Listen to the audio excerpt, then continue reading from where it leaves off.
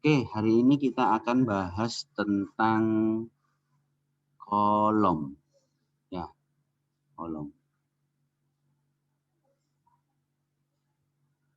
Nah, sebelum saya lanjutkan lagi, minta tolong teman-teman untuk menampilkan videonya masing-masing. Jadi posisi yang belum tolong ya, kasih tahu teman-temannya atau di chat di grup untuk menampilkan videonya masing-masing. Mau pakai HP maupun pakai laptop. Jadi saya tidak ada masalah, tapi tolong ditampilkan di videonya. Oke. Di materi selanjutnya atau materi terakhir sebenarnya, bukan sih, 2 materi terakhir yang akan saya sampaikan, tapi karena melihat SKS-nya tidak cukup, jadi saya hanya sekilas saja tentang materi yaitu kolom, struktur kolom. Nah, struktur kolom ini salah satunya adalah dalam perhitungan struktur beton juga ada yang terbuat dari kolom ya. Yang terbuat dari kolom itu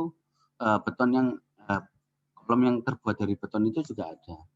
Nah, prinsipnya sama seperti sebelumnya, yaitu bahwa di sini kita akan hitung jumlah kebutuhan dari tulangan kolom. Nah, sebelum menghitung itu kita mengenal dulu kolom itu apa. Ya.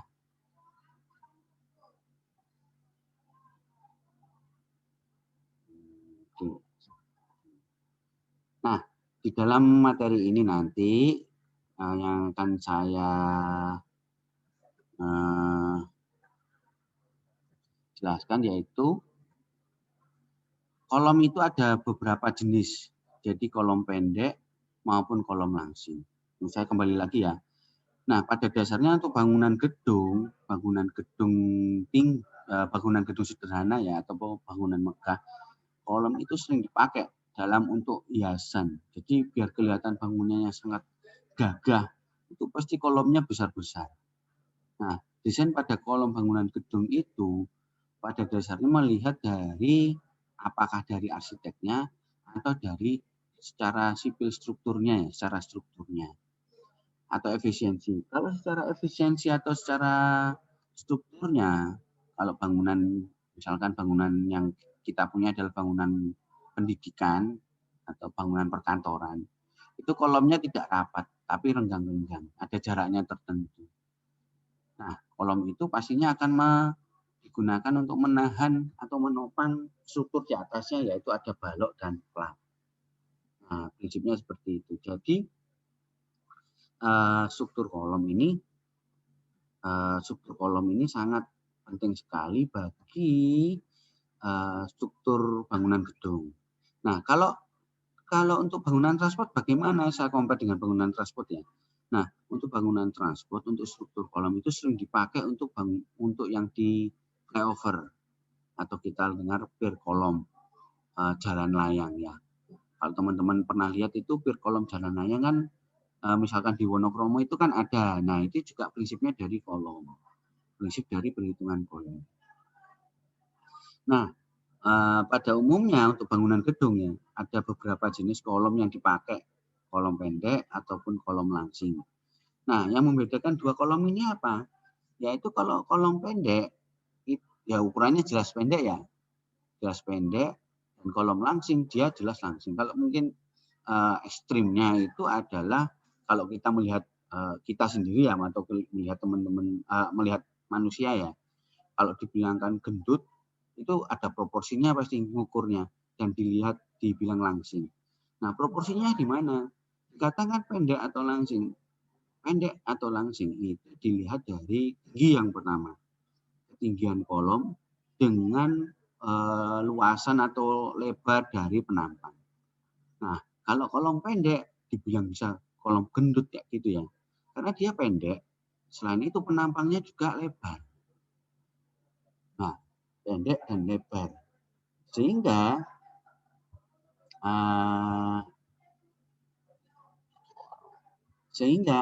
dia pendek.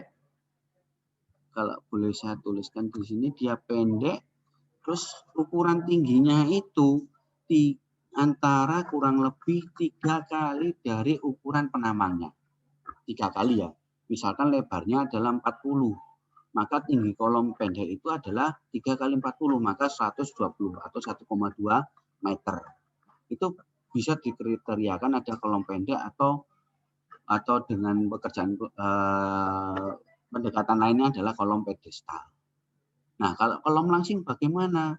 Nah, tentunya ukuran tinggi dengan penampangnya, dia cenderung lebih tinggi, lebih panjang, sementara dari penampangnya masih kecil.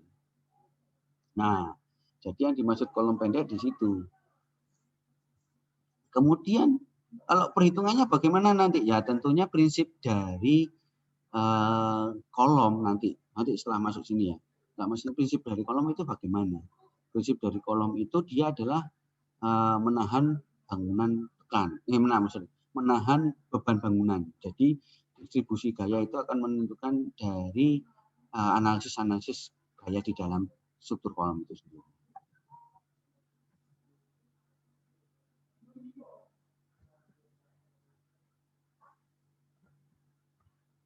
Oke, sehingga definisinya yaitu kolom adalah komponen struktur bangunan utama yang menyangga beban aksial tekan vertikal atau secara gravitasi ya. Jadi prinsip utamanya adalah dia menyangga beban aksial tekan. Aksial tekan yang bagaimana? Nah, nanti habis saya gambarkan. Dengan bagian tinggi yang tidak ditopang paling tidak 3 kali dimensi lateral kecil. Nah, itu untuk kolom pendek. Nah, sementara untuk komponen struktur yang menahan beban aksial rasio beban tingginya dimensi lateral kecil kurang dari 3 kali dinamakan kurang dari itu dinamakan pedestal atau kolom pendek. Kalau lebih dari rasio tinggi dengan dimensi lateralnya terlalu lebih besar, maka dia namakan kolom langsing. Jadi gambarannya, jadi kalau kolom pendek itu, nah ini misalkan D, maka ini tingginya adalah 3D. Nah, kurang dari ini, batasannya dia adalah kolom pedestal. Nah, kalau kolom langsing ya, kayak manusia langsing itu loh. Ya, lebar pinggangnya itu kecil, ya, tapi dia tinggi. Nah, ini kebalik. Nah, dikatakan manusia langsing kan dia berarti singset ya badannya, tidak gembrot. Seperti itu. Jadi bedanya kolom itu di situ. Oke. Nah, jadi nanti dalam analisanya bagaimana? Jadi nanti ada gaya aksial dari mana itu? Gaya aksialnya di mana, Pak? Ada di sini. Nah, nanti di sini gaya aksialnya. Nah, ini untuk kolom langsing sama. Aduh, ini kenapa lagi? Aduh. Maaf ya. Saya tuliskan jadi seperti ini, jadi tidak bisa saya gambarkan dengan jelas karena touchscreen-nya terganggu. Nah, nanti arah gayanya adalah searah dengan di kolom, itu disebut dengan gaya aksial tadi itu. Nah, sementara untuk momen bagaimana? Ada momen enggak? Ada gaya geser enggak? Seperti yang jelaskan seperti kemarin balok. Berarti kan dia ada momen. Gaya aksial. Nah, berarti ada momennya enggak, Pak? Nah, tergantung dari analisanya. Kalau analisanya ada momen, berarti dia ada momen atau menahan momen. Ya, dia berarti menahan momen. Nah, momennya di mana, Pak? Jadi momennya ada di ujung-ujungnya sini. Di ujung-ujung join. Nah, jadi kalau saya gambarkan dari gambar portal biasanya ya, atau kalau gelagar kemarin kan garis lurus begini ya. Kalau balok kemarin kan garis lurus atau gelagar sederhana garis lurus. Kalau kolom di mana, Pak? Maka di sini.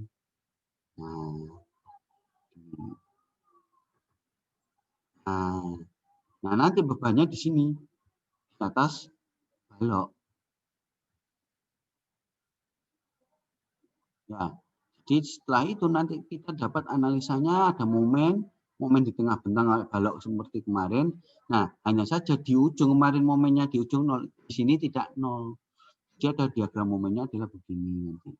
Gambarannya misalkan begini. Aduh, gambaran saya jelek ya. Nggak pakai tangan ya gini.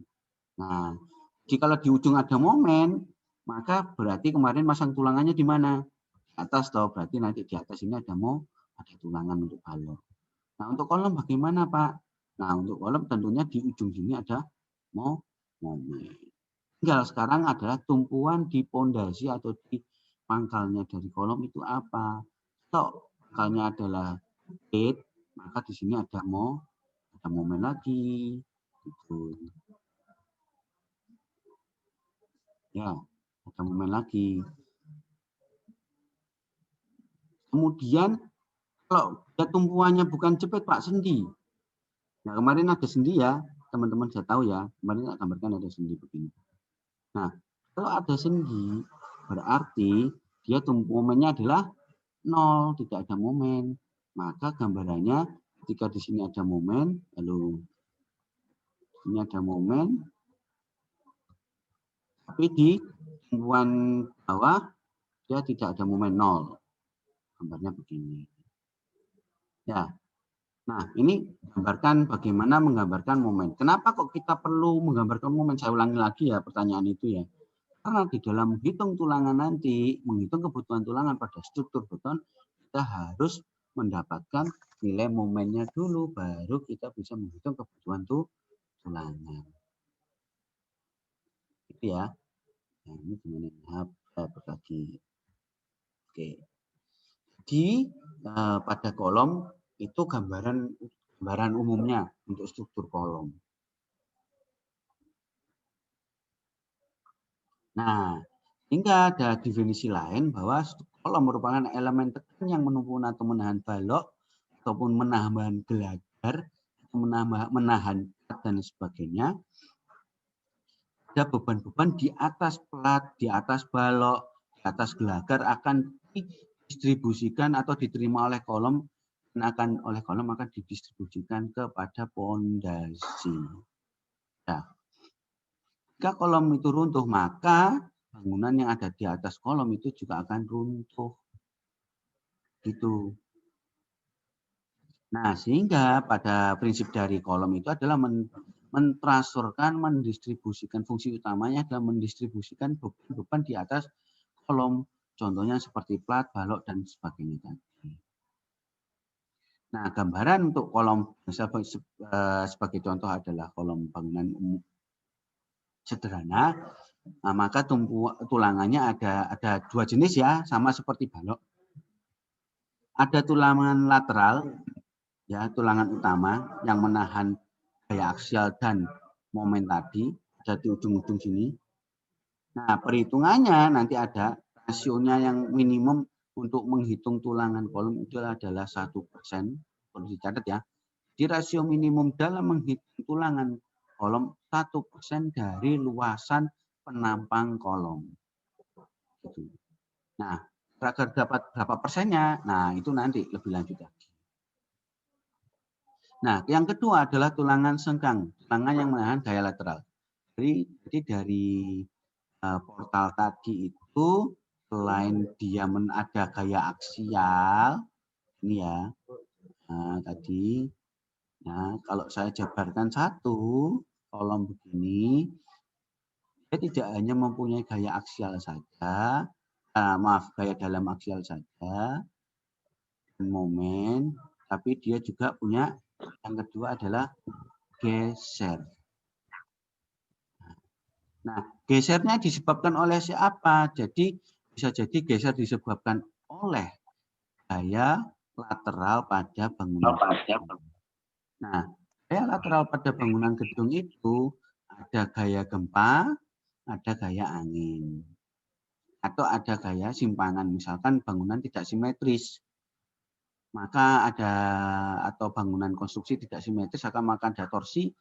Torsi itu bisa menyebabkan salah satu menyebabkan torsi itu adalah gaya lateral yang tidak bisa ditahan bersamaan. Ada simpangan yang menyebabkan torsi. Nah, hingga tadi seperti ini ya di bawah ini adalah dikatakan kolom tadi ada kolom langsing, ada kriterianya, rasio dari tinggi kolom terhadap lebar penampang lebih dari 3 maka ada kolom langsing, kalau kurang dari 3 adalah kolom pendek atau pedestal.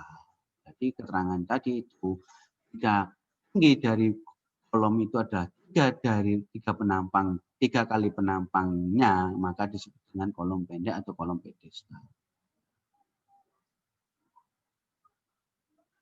Nah, ini gambaran penulangan kolom. Mungkin teman-teman perlu tahu. Nah, kalau yang bangunan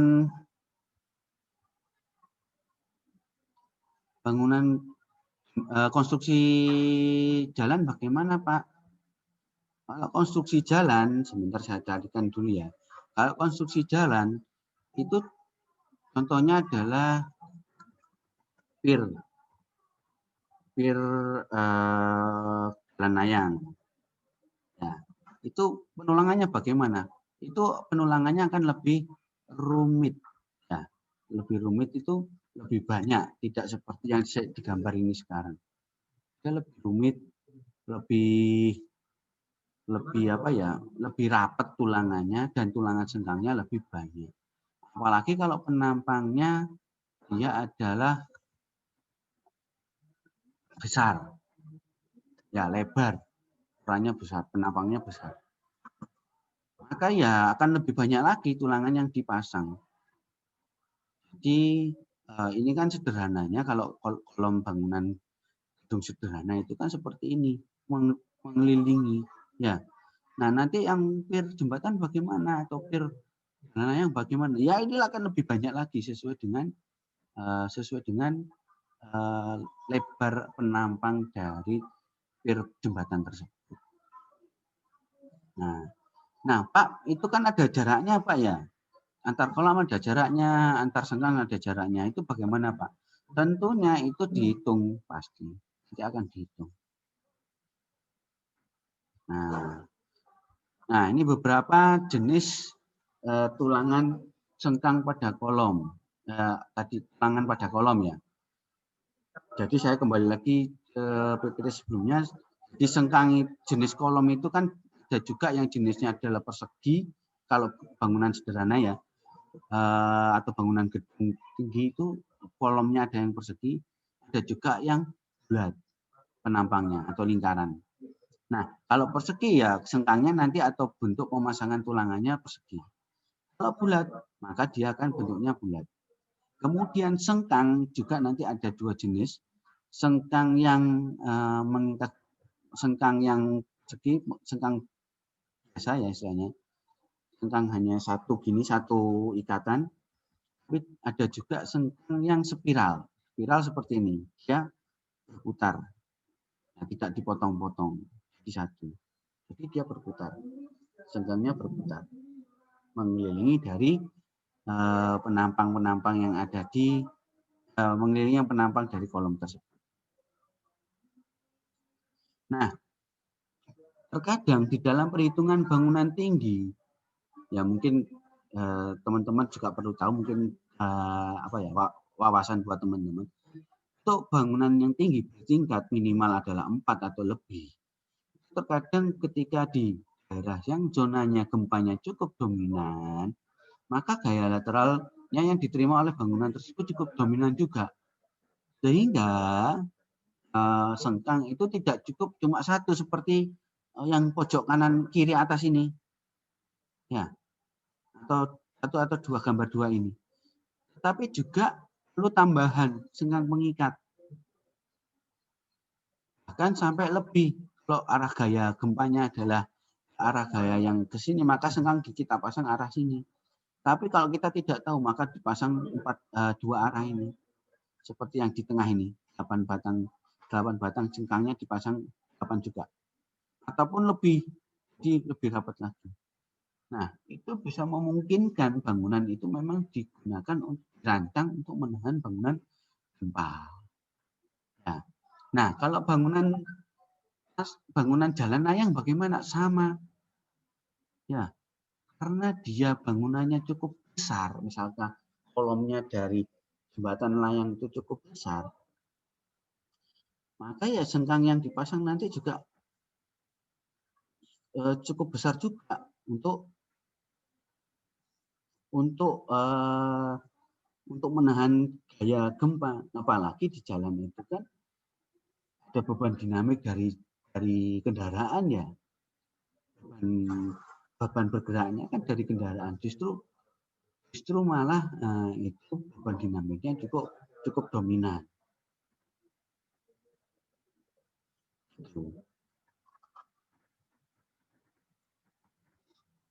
Nah, jadi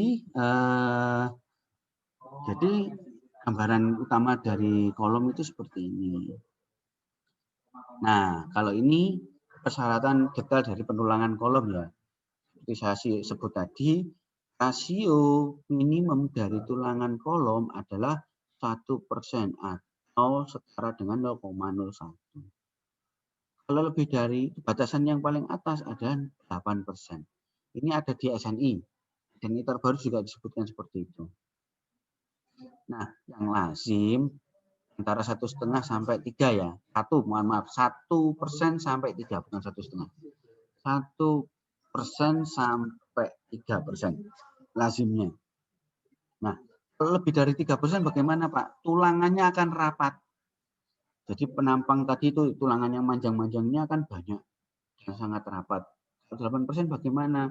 Ya mungkin akan sama seperti kalau tulangan kolom tadi kita pasang plat baja. Ya, karena saking rapatnya seperti kita pasang plat baja. Nah, jarak antar kolom juga diatur di sini. Kadang dipakai adalah minimum 1,5 D dari diameter tulangan. Diameter tulangan macam-macam ya. Ada diameter paling kecil adalah untuk kolom biasanya pakai diameter kulir 10 ya, atau 12. Sebenarnya 12 atau polos 12 lebih. Nah, tinggal tergantung di pasaran kita punya diameter yang ada dijual berapa. Nah, itu minimum jaraknya adalah 1,5 D atau lebih. Ya, atau setara 40 mili senti ya. Senti antar kolom itu 4 cm. Antar tulangan 4 cm.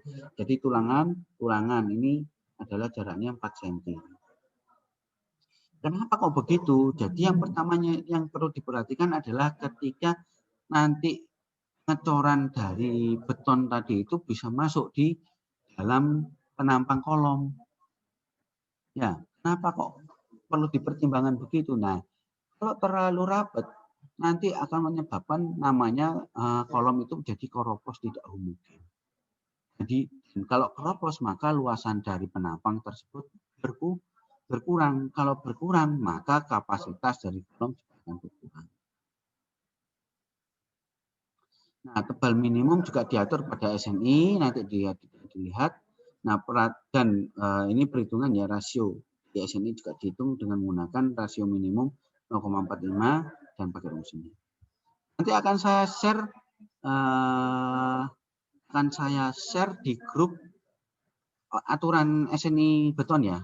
Mungkin saya lupa tidak nge-share itu. Jadi akan saya share syarat atau perhitungan struktur beton. Oke, sampai sini dulu. Habis ini akan saya share link lagi karena ini waktunya sudah habis dari Zoom saya. Nanti akan saya tunggu kurang lebih 5 menit ya. Dan lagi ya. Oke, kita dulu kurang lebih 5 menit. Terima kasih.